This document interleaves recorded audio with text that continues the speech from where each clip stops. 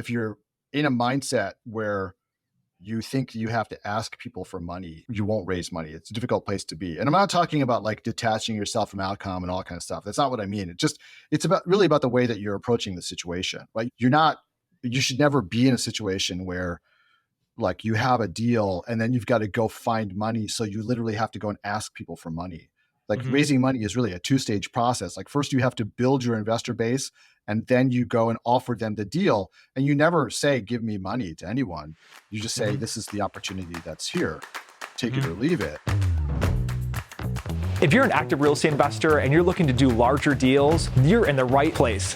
We are going to go and take the conceptual type of stuff that you listen to from other real estate podcasts and bring it down to the tactical, the nitty gritty, the actual actionable types of things that other real estate investors that went big did to grow their own real estate empire. You're listening to the Go Big Live podcast. I'm your host, Matt Druin. Hey, what is up, everybody? My name is Matt Druin. I'm the host of the, I almost said Bigger Pockets podcast again. Maybe that's wishful thinking. The Go Big Live Real Estate Investors podcast. I have a very special guest with me today, Mr. Jonathan Twombly. He is host of the Capital Gains podcast. If you're not subscribed to that right now, go check it out, subscribe. And also he's the brains behind Two Bridges Asset Management. Jonathan's background is in multifamily and also hospitality. We're going to dive into his first big deal today, but also learn a little bit more about him as well. So welcome to the show, Jonathan. I appreciate it. Hey, thanks very much. Really happy to be here. I got to correct one thing, which is that the Capital Gains podcast has actually been off the air for some time, but I do have a podcast you can come follow now, which is called the Apartment Investors Club podcast. So please look it up and find me there. Okay. Is the old podcast floating out there like in the ether at all? I think you can probably still find it on iTunes because I don't think these things ever go away. But it hasn't been active for quite some time. So, but it has a great name. That's for sure. It has a great name. So yeah, definitely name that podcast again. That's the most recent one. The Apartment Investors Club. Okay. All right. Sorry about that, Jonathan. That's okay. All right. So I like to start the first question on our show with all our guests is, you were born, now you're here. What happened between? A lot. So let's see. I grew up in the New York suburbs, sort of never really thought about entrepreneurship at all growing up. I was always the kind of person who was pretty directed just to go to a good college, get a good job. My parents were both in education, so I was planning to be a college professor. Was just going to go get school and more school and kind of stay in school my whole life. And once I was in college, I started getting a little bit turned off by the whole academic thing. Not so much the idea of like being a professor. It was just sort of all like the politics and stuff around like college campuses.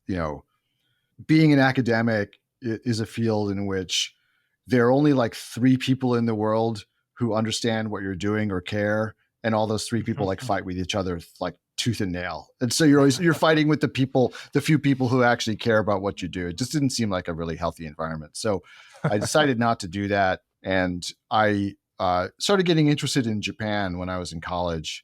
This was back in the days of the Japan bubble. So there were like a lot of people who were kind of jumping into the Japan thing at the time, including the woman I was dating at the time. And she was basically like all in on getting into the ground floor of the Japan thing. So I thought like, okay, I don't think I really want to go straight to any kind of graduate school right away. So why don't I go to Japan with her? In which case I better start studying Japanese. So I started studying Japanese in college, just really enjoyed it. And when it came time to graduate, of course I'd broken up with that girlfriend by that point, but I decided to go to Japan anyway. And that wound up being like 3 years I was there and decided, hey, I'd like to do something related to Japan. How about international law? That sounds like a thing. I didn't know at the time there kind of really is no such thing. It's because it was one of these words that people said. So it's like, okay, international law, I'll do international law, right? With Japan. So came back, went to law school, wound up really not doing anything related to Japan once I became a lawyer. And I kind of banged away at law for quite some time.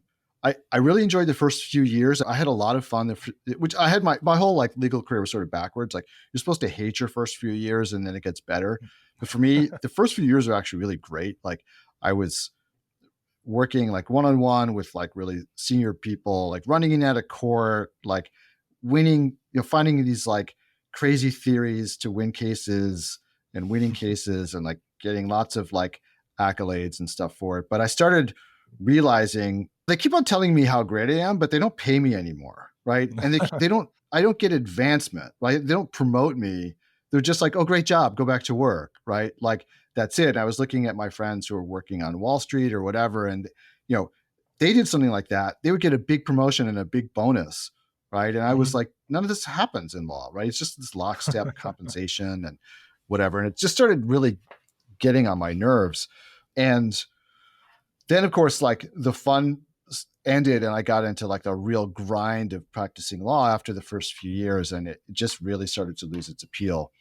So I started thinking about what else I could do with my life. And I had a bunch of starts and stops. Like I just walked off the job a couple times, but I never really had a plan. So I would go back. Sort of easy money, right? I could, go from earning zero to earning $200,000 a year like the next day. So I would just wind up like doing that, right?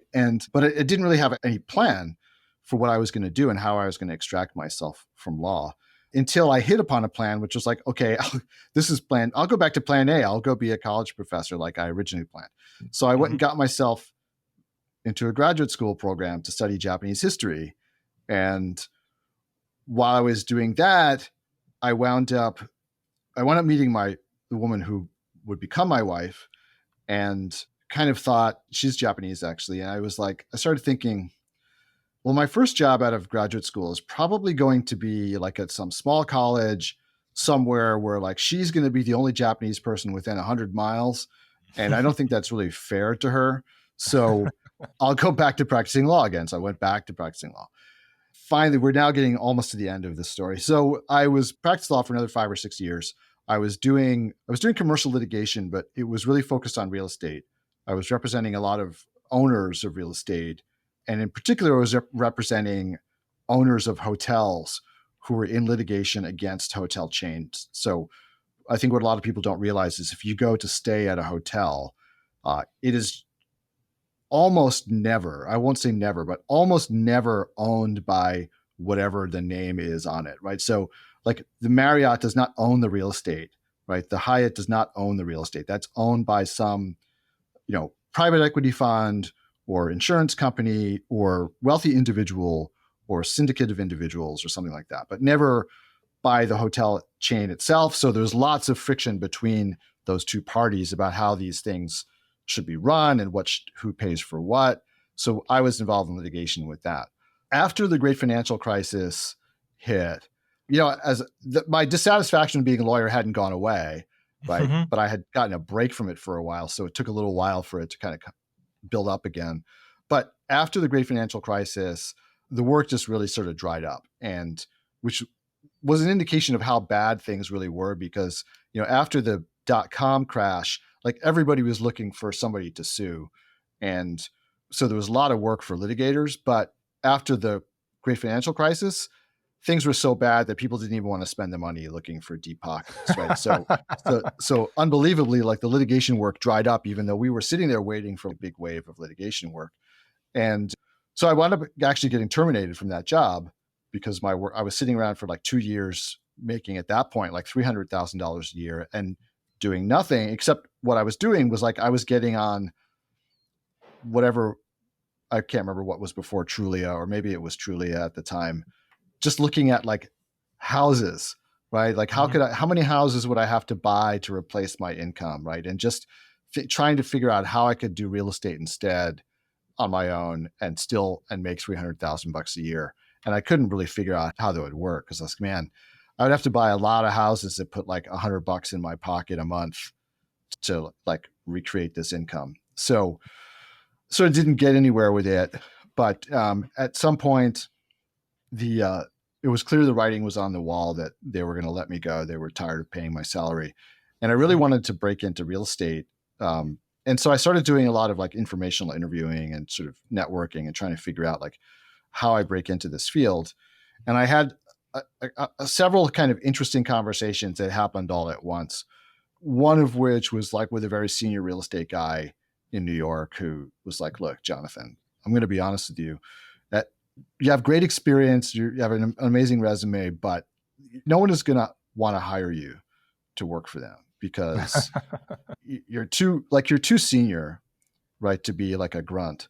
And Mm-hmm. there are like 10,000 guys who just got laid off in the great financial crisis who have been doing this for 20 years who are looking for jobs. Mm-hmm. So you're not going to get, if they're hiring anybody, they're not going to hire you. So your best chance of breaking into this field is if somebody takes a look at you and says, hey, I'd like to be your partner. Mm-hmm. Not too long after that, I was having coffee with somebody who was starting a real estate business. And she said to me, hey, I'd like to be your partner. Like, or would you be my Mm-hmm. partner? Right. I think you could raise money for for this real estate business. So I was like, okay, that's sort of interesting. I don't really know how to evaluate you as whether you know what you're doing or not. So what I did was I trotted her around in front of a bunch of my friends who worked on Wall Street and stuff and said, what do you think? Mm-hmm. And she gave her little pitch about, I shouldn't call it a little pitch. She gave a pitch. She gave like a presentation about what she was trying to do. And the upshot of those conversations was when I asked my friends later, well, what did you think? They said, well, if you decide to hook up with her, I will give you money to invest. Mm-hmm. So I decided, okay, look, maybe the universe is telling me something. I have this partnership offer. I have people offering to give me money. Maybe I should take a chance on this. So I decided to go into business with her.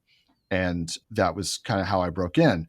We Mm-hmm. were looking for deals in Texas and Louisiana, and we had a couple under contract, but we wound up sort of losing those. But I'll take a break here because I've been talking for like 10 minutes now, and you probably have questions. So you can, Oh, it you makes my know, job easier. I've had guests that have come on that I've like literally had to like interrogate. So this is definitely good.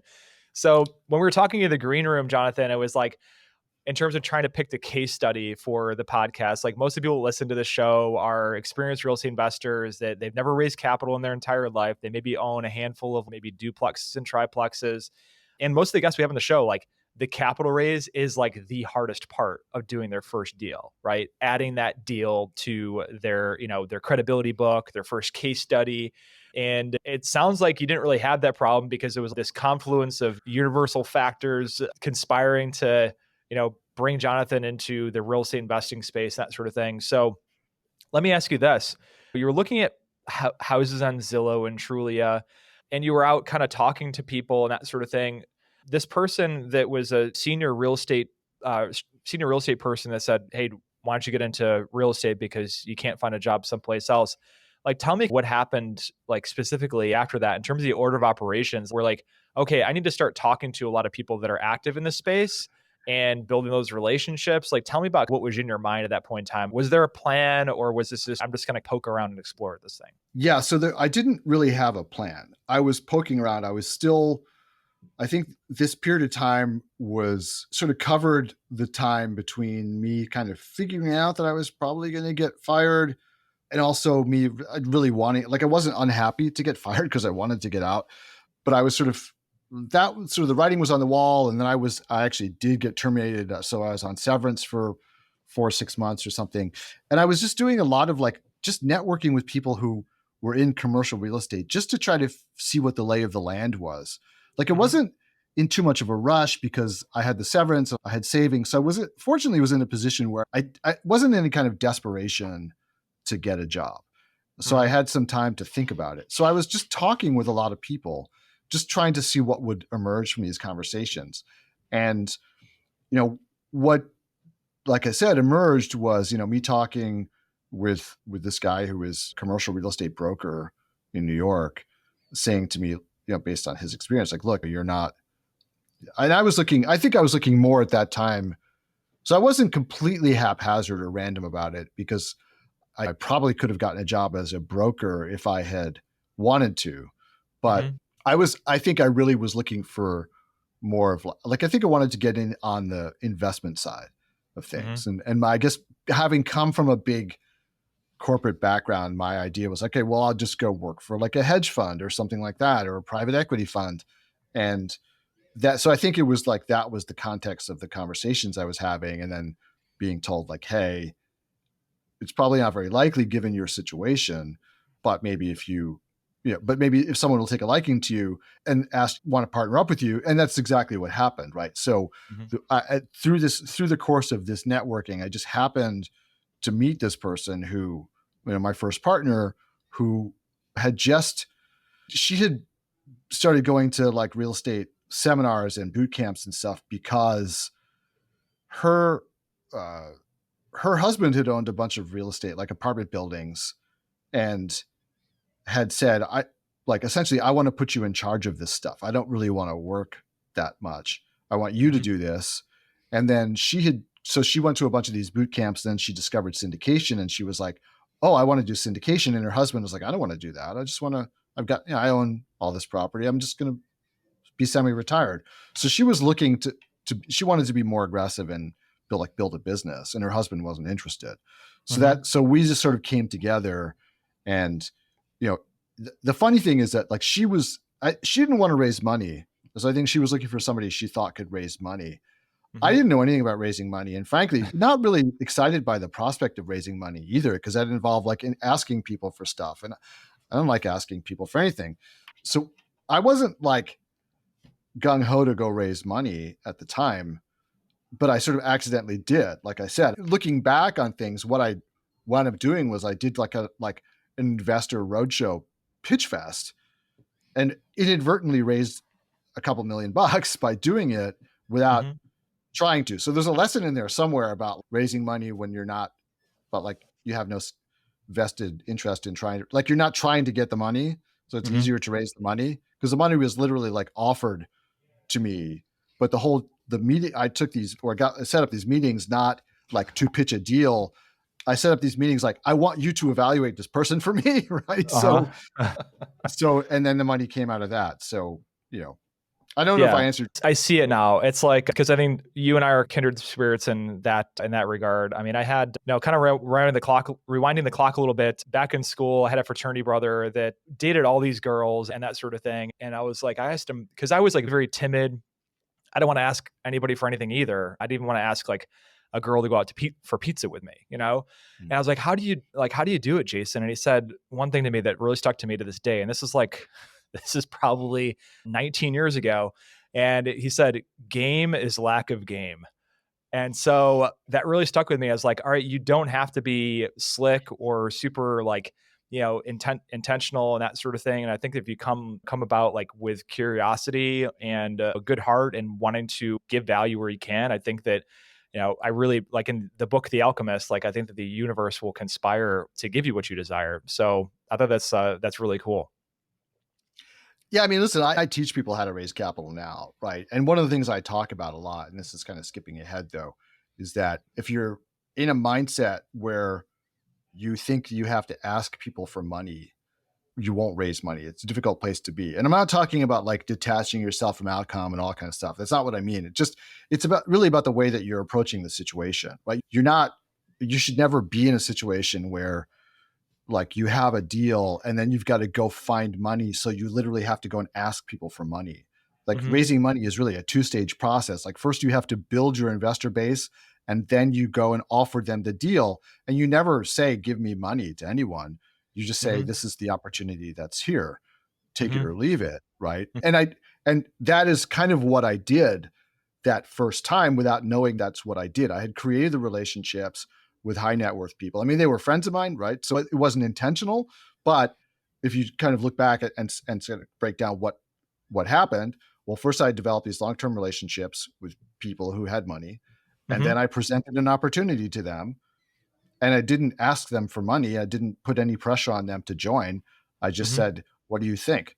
And they were Mm-hmm. like, "Oh, I like it. I want in." Mm-hmm. Right? So, and Uh-huh. it was as much about like their faith in me as the deal, right? Mm-hmm. Probably more about their faith in me than about the deal. But that really is capital raising right there. Like you build relationships with people, you you do something that is worthwhile of gaining their trust, right? And once you have gained their trust and you have made them believe that you know what you're doing, right? And hopefully you do know what you're doing, because I think we've seen a lot of people over the last few years are really good at convincing people they know what they're doing without actually being good at it, but Mhm. and raised millions of dollars on that basis. But if you put those two things together ethically, where you are good at what you do and then you can show people that you're good at what you do, then it becomes very easy to raise money when you build your list. But I know this is sort of jumping Mhm. ahead. No, no, this is good.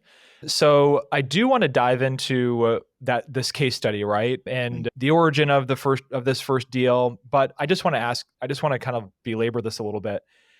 How many people did you meet with during this sort of wandering networking sort of era that you Oh, had in your life? God, I don't know.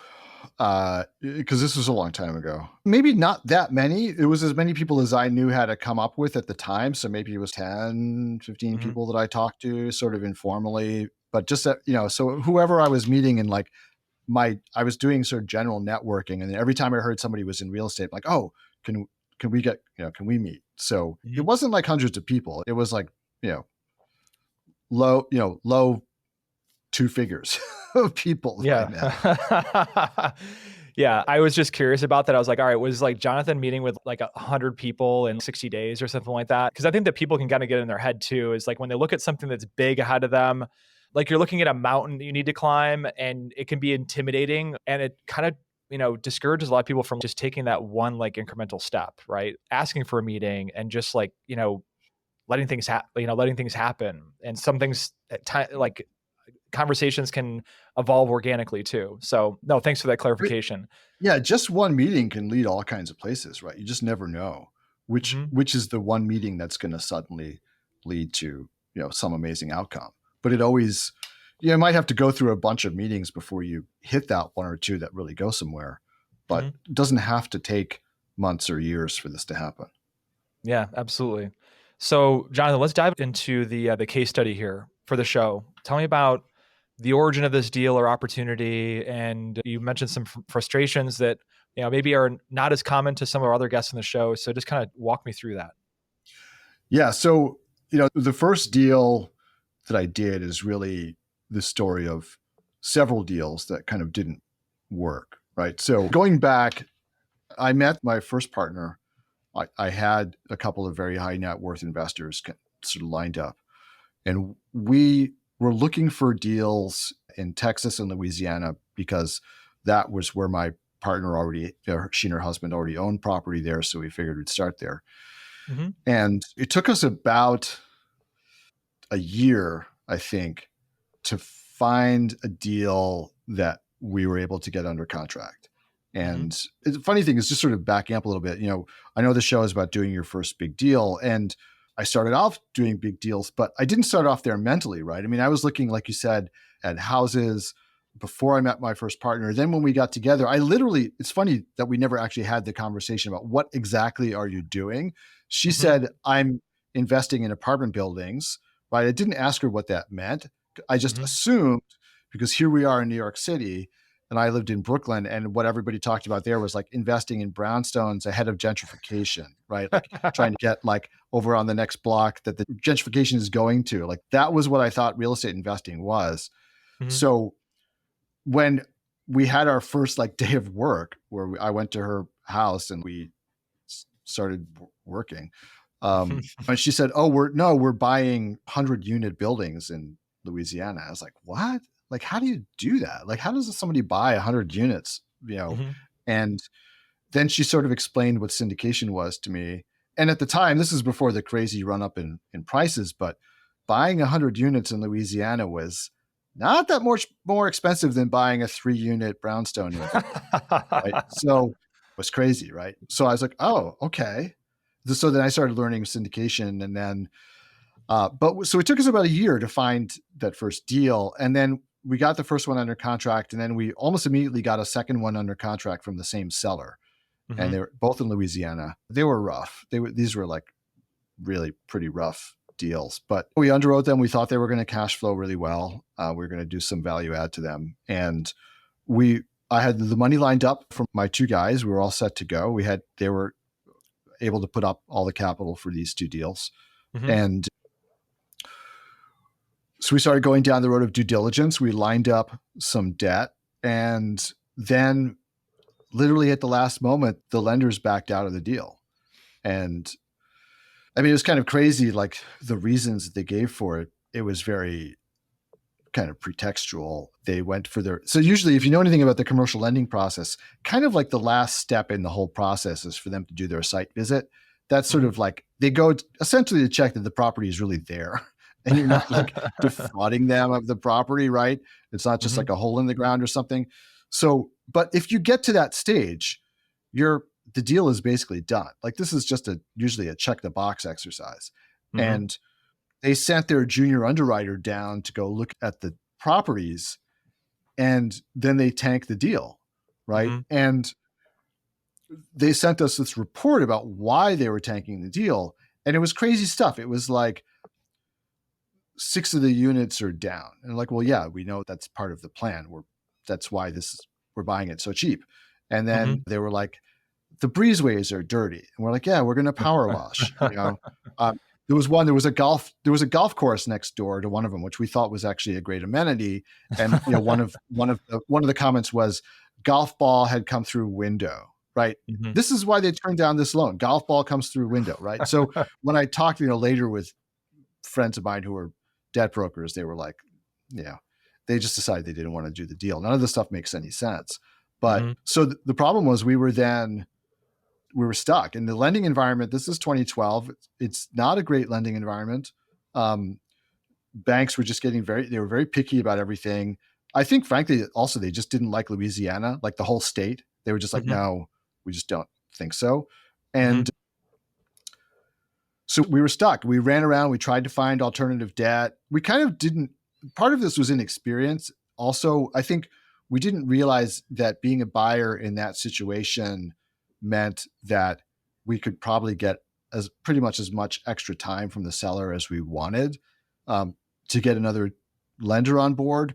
So we didn't really try to negotiate any extensions. We just like pulled the plug because we were worried about not getting our deposits back, right? And we had fronted the deposits ourselves.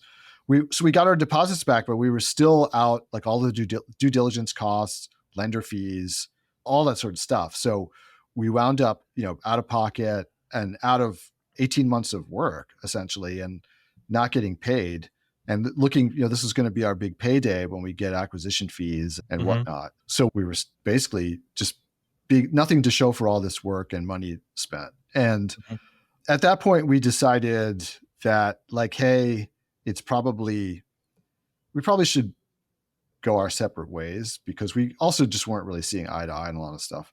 So we parted. It was amicable, but we kind of went our own direction. When I went out on my own, well, I didn't really go out on my own right away. I went to one of my investors / friends, and I said, I don't know what I'm going to do. I might have to go back into law. And he said, don't be so hasty. Why don't you and I go into business together? And I'll back you in this venture. So that's what happened. So then I started my current company, and then I refocused my efforts because I thought Texas and Louisiana was just too far away. And I noticed that the Carolinas were really blowing up. And I was, definitely at that point, I think way ahead of things.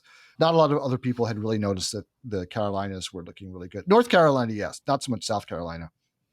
So I started looking in South Carolina and was able, after a lot of starts and stops, was able to identify another deal there. It probably took me another year of talking with brokers, getting them to take me seriously, even though I had the money, right, to do the deals. And my investors were frankly quite happy because they're like, hey, I didn't spend any of their money, right? I learned on my own dime. And they kind of looked at it like, okay, well, now you got all this education as well, and it didn't cost me anything. So, and I still have the money to invest. Like, I'm good with this. And so I then found a deal in South Carolina, and then I was able to kind of get the pieces together. So the deal, the debt, the equity, like it was all there. So I was finally able to close on that first deal, but it took a long time to get there because finding the deals is tough. I think a lot of people, when they start in this business, they don't realize that even though The money is intimidating. Getting the money is much more intimidating than getting the deals, but getting the deals is actually harder than getting Mm-hmm. the money. It just doesn't feel as as awkward because while you're dealing with brokers, it's their job to sell you deals. So you just keep on looking at deal after deal. Whereas like Mm-hmm. raising the capital, there's that uncomfortable, I've got to ask you for money thing. So Mm-hmm. that's a lot more intimidating, but it's like I said, defining the deal part is harder and getting the debt sometimes can be harder. But I think a lot of people starting out don't realize that those things are harder than the equity because the equity feels harder. Mm-hmm. Yeah, no, that's super interesting in terms of how to think about that, because it is definitely counterintuitive, but also it is a psychological, spiritual journey, spiritual journey. Being in business for yourself, and then going into space too. Because the one thing with commercial, and I teach people about this all the time, it's like you're making deposits into the universe with no like direct instantaneous like payback or result. Like you're just like pouring into the into the universe, looking at deals, kissing frogs, talking to people that are potential investment partners that they say yes right now, but they may say no when you actually have an opportunity to present to them. So it is like getting a freight train from a dead stop. But fast forward to now, I was going to be concluding the recorded version of this show. Like, what did this? And I know we're glossing over a lot of details. I want to get into the details in our Q&A session because I have some questions about the capital stack and all that stuff. But fast forward to now, like, what did that one deal like do for you in terms of like being formative for you in your career? Oh, I mean, so much. Like, you don't really learn anything about this business until you actually do a deal, right? Because, I mean, we talk about, well, the hard stuff is finding the deals and raising the money, but the hard stuff is actually operating the deal. Like, once you close the deal, that's when the hard work starts. And that's when the stress and agony really begin.